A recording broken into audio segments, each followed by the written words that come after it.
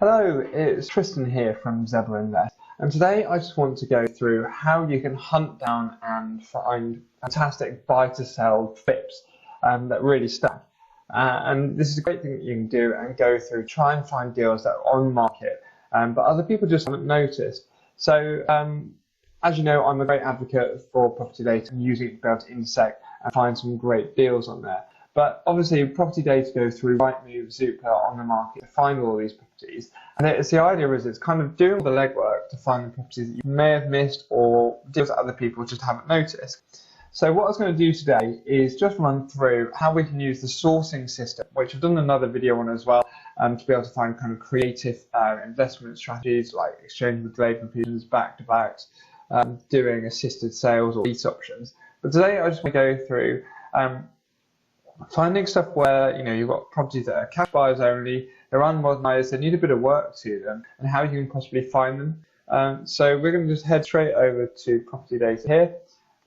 As you can see, I'm already logged in, but if you need to log in, usually there's a login button at the top. And if you're looking at signing up, you've got the pricing over there. I have a max account, so I can go in and do as many searches as I like. Personally, I find that the most useful. So what I'm going to do is head over to sourcing. And then it's got a few different functions on here that can be quite useful for trying to find flips. So usually we're obviously trying to find motivated sellers or properties that need a little bit of work where we're going to be able to make a decent amount of profit on it. Personally, I was going to say in the next slide, I always aim for a 20% profit margin on the whole deal. And the idea being that way, if the market ever slips, you've still got a decent headroom in there. Also, if you're ever looking to raise finance or go to, say, a bridging company, that's where they're also looking at the 20% mark plus as well. So I never tend to say, oh, well, I just want 10 grand out of the deal, because, what if something goes over a little bit or your pricing gets hit down? So using 20% as a threshold is a really good way to go about it. So in here, we've got the unmodernised section, and we've got quick sale and cash buyers. Those three are usually going to be quite good for picking up stuff where you can be able to add value to it and refurbish it. Because other properties on here, high yield, price reduced, back on market, and other bits like that, they're quite good for picking up other ideas or other types of properties to do, but not necessarily the best for like a flip. The other bit I do actually quite like is auctions, but I like auction properties when they're on modern auctions, so on online only. And the reason being is if they've been listed by, say, a local estate agent on an online auction rather than, say, a local auction house, then it tends not to pick up so much traction. And the buyers who would usually go for that kind of property tend not to necessarily trust the process and how it's all working. So you can tend to pick up a slightly better deal. And I can show you, hopefully I'll show you a few of those in a minute. So I said that we would jump into and show you kind of cash and unmodernised. And what on earth is this word intersect all about? So if we then go into unmodernised properties, I'm just going to put in, let's go with Basingstoke, for example, which I don't actually have a postcode for. Basingstoke postcode. As you can see, I was looking at Basingstoke pin the other day. So RG21, let's go with that. And then what we're going to do is, let's just do it within, say, 10 miles of there. Actually, let's go with 15 because it seemed like there was a half decent number coming up there, 196. So we're getting a whole load of unmodernised properties that could all do with a bit of TLC and a bit of refurbishment. But the first thing we should do is if we go to filters, add the first filter, which is simply just remove any of the stuff where it's sold subject to contract. It's going to whittle it down to quite a few less properties, but at least it means whenever we're looking at a deal, we know that we're looking at deals that are available. And you can see here that you're coming through and there's just a few properties all coming up. So that's one easy, simple way to find properties that might be good for a flip. And when you click in them, you'll be able to find unmodernised. It gives you a little bit of information and detail about what's going on. And then it'll also give you the comparables of properties in the local area. So, I don't actually know this area particularly well, but it's saying that here we've got a 3-bedroom house, looks like a semi-detached house to me. So these ones are all coming up as detached, detached, detached. So what you can do is you can just change your settings to semi-detached, so then you only get comparables are semis. And here you go, this time round, semi-detached houses, it's roughly worth probably about £300,000, and then based on the sold prices, people are trying to punt for a little bit more on the on-market. So it might be worth, say, 325 on a good day. And here it's saying it's on for 350. So In this case, that wouldn't be a very good deal, but you'd quite easily be able to work out and have a look. Well, someone thinks it's a good deal, but they put an offer on it. But you can go through and you filter it like that. But the one thing is, when you're filtering like this, you're just going to see the standard properties that everyone can go look at, everyone can go do up and add a little bit of money to. Because something like this is just quite simple. There's nothing particularly special about what you're going to be doing. But look, terrace house, 280. What's this on for? 310. So might be completely wrong, but I'm going to say that's probably overpriced and you're not going to make any money on it. So what we want to do is we want to use this thing that I said called Intersect. And the idea being that we're going to try and find stuff where it's got two reasons for it being for sale. So if we intersect this list, so it basically means wherever something has got the keyword unmodernised or could do with a refurbishment, needs a bit of work, and then when it also has cash buyers only, well, now we're just whittling ourselves down. You can see here that we've come straight down just to one property, but by looking at one property, we might have less competition on it. Hopefully we're not going to click on it and we're going to find benefits from the Elizabeth line. So it's also saying that it's in a property growth area. So when it comes up with that, you can also see developments that are going on in the local area. So that's in Reading. If we click on the view original, we can have a look and see what's going on. So it looks like, a half decent sized property, 97 square meters, it's pretty big in size. Nice sized rooms up there, decent sized living room, and well, quite a big property. So we look through the photos. And you can see, this looks like a proper doer upper, doesn't it?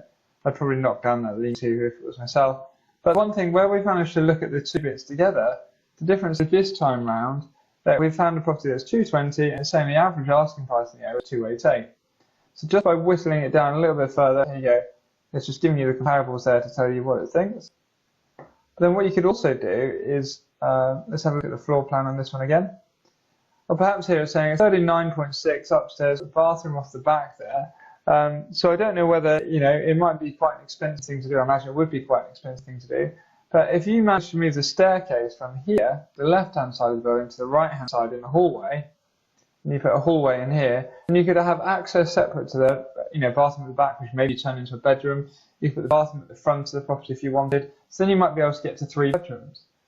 Or, there could be other ways of reconfiguring. Maybe it might work quite well as an HMO in Reading, like a small HMO you put up there, just to, put in a new stud work hallway, and then you could have a, bedroom downstairs or something like that.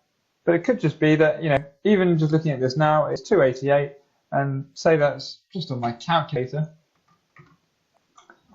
You've got 288,000, and then what I always do is divide it by 1.2. Which takes off a 20% profit margin of 240, and then I always times it by 0.92, which takes off 8% of costs, so 220. So the price that we're looking at is probably 220,000 minus whatever you think it would cost to refurbish it. And looking at it, it is pretty tired. It is going to need a bit of work, but where they've also been on the market now for almost, they're slowly coming up to 3 months. They might actually be quite motivated to do a deal. So just by intersecting, looking at something that someone had previously looked at before, you might actually be able to come up with a bit more of a deal that you wouldn't have found otherwise. So that's one way, and so I've done that with the Unmodernised and using cash. But I came up with this other idea earlier that you've got quick sale stuff as well. So there's other bits you can merge sections with. So if we go intersect, and then this time we're going to go on quick sale. So the idea bit here being that people are looking for a quick sale and the property needs a bit of a refurbishment. So you might be able to turn and see here, look, 3 bedrooms, 2 receptions. It's giving us a bit of a description, saying terraced houses. I think that's the one that we looked at earlier. No, it was not. 210, and they're saying it's worth, between 2, that's sold, it's probably at, I don't know, depending on the area, between 210 to 250, so I need to do a bit more digging. But on the market, it seems to be more around the 250. So there's a little bit of margin there. It doesn't look like it's going to be the best deal in the world, but someone's gone for it. But you see it needs a load of work and a load of tidying up. But you get the gist on that one. And then again, you can do the same with mixing it with clear intersect. If you then do the same thing again, and then you do with, say, auction properties, Let's have a look. Then we can find just properties that need doing up and they've gone into auction. And again, it's quite neat because you can have a look, sale by auction, price reduced, chain free. But I'm going to hazard a guess, 245, 240, 235, 200. So that's 45,000 off. It's got a modern auction, so that was what I was saying earlier that people don't tend to like. I think people are getting a bit more accustomed to it with lockdown and everything else, and knowing that the only way you can be able to pick up deals is doing something a little bit creative. But here you go, you're looking in the area, it says worth what, 270, 265, 250, they seem to be quite close. So yeah, probably around about 260. The sale ones as well seem to match with 260. So at 200, let's have a quick look at the photos. Certainly a bit of a doer-upper. I mean, the walls are right, they're smooth, so didn't redecorate, new carpets, new bathroom, new kitchen. It could be quite a neat little deal.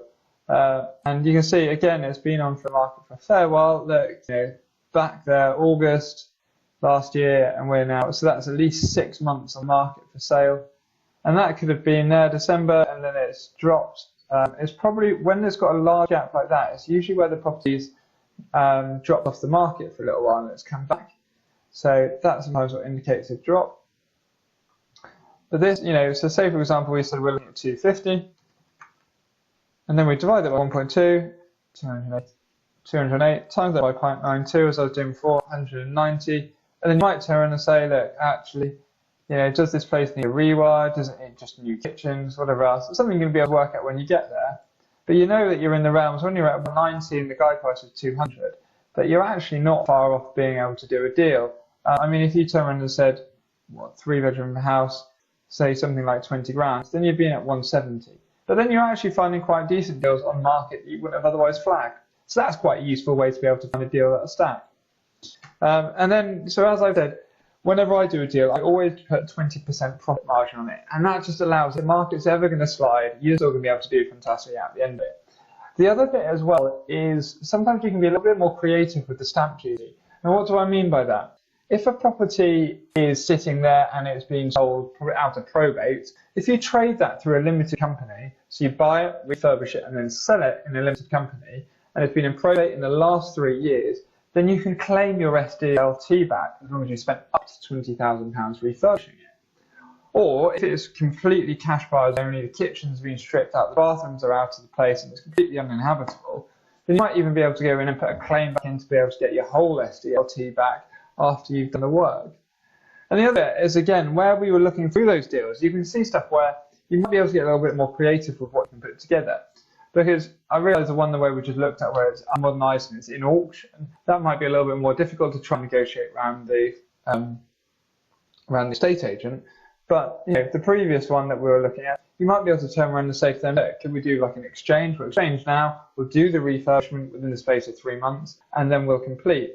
Or you might even be able to do something like that and then add on a back-to-back, which is where the idea is you find a buyer and then that sale goes straight through and then goes straight into the buyer's name rather than into your name.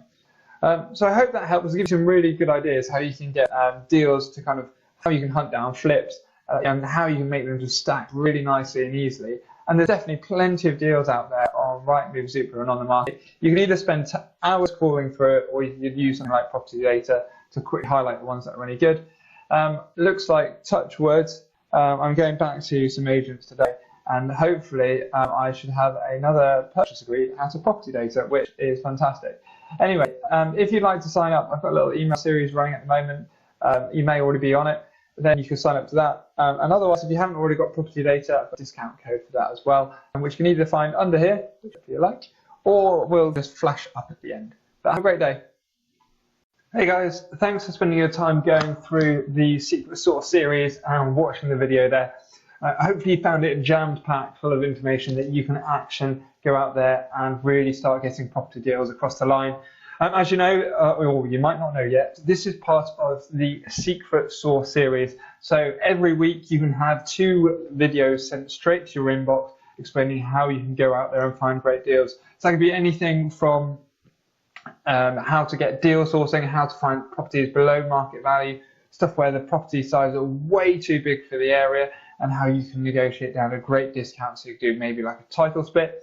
if you're out there looking for rent-to-rent deals, that will show how you can quickly find out demand, stack the deals, and to be able to get them right through. But we've done a whole series of this, and the idea is you can get emailed each week with all the little updates going through there. And we've got some fantastic little tools and ways to get around finding investment deals. So all I want you to do is, if you'd like to keep receiving these videos that we're creating, this is all completely free content. If you head over to Cutly, cutt.ly/Zebra Invest, capital Z, capital I. When you hit that page, there's going to be an email sign-up form. What I want you to do is just enter your name, what type of property you're investing in, what type of deals you're doing, and roughly what you're looking for. That's going to help me to work out what kind of content to put out there, create to help you along your way. And then what we're going to do is send out a fantastic series of videos exactly like this one in our Secret Sauce series to really help you get going and get your property deals coming across the line and hitting your goals. I hope you found this of help. If you've got any questions, comments, or anything else like that, leave them in the below or pop me an email, which is tg@Zebra Invest, and I'll see what I can do to help you. But thank you very much, guys, and I look forward to seeing you soon.